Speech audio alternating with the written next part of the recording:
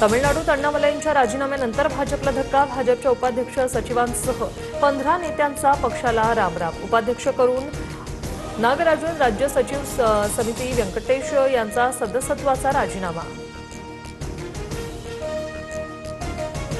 नवी मुंबई आंतरराष्ट्रीय विमानतळात आज छत्रपती शिवाजी महाराजांच्या पुतळ्याचं अनावरण सोहळा. मुख्यमंत्री देवेंद्र फडणवीसांच्या हस्ते अनावरण होणार.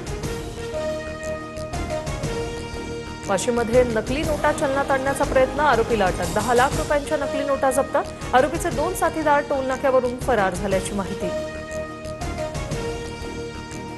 ठाण्यात बोगस डॉक्टरांची संख्या आता वाढली. परराज्यातून आलेल्या बोगस डॉक्टरांचा नागरिकांच्या जीवाशी खेळ.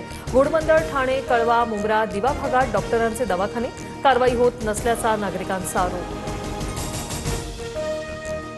मुंबईसह पुणेकरांवर पाणी कपातीचं संकट. मुंबईला पाणीपुरवठा करणाऱ्या तलावात 14%, तर पुण्यातील धरणांमध्ये 20% पाणीसाठा शिल्लक. पुणे पालिका दिवसाआड पाणीपुरवठा करण्याच्या तयारीत. सलून व्यवसायालाही महागाईचा फटका. केस कापणं, दाढी करणं, हेअर कलर, फेशियल करणं आता महागलं. सलून सेवेत 20% दरवाढीचा महाराष्ट्र नाभिक महामंडळाचा निर्णय.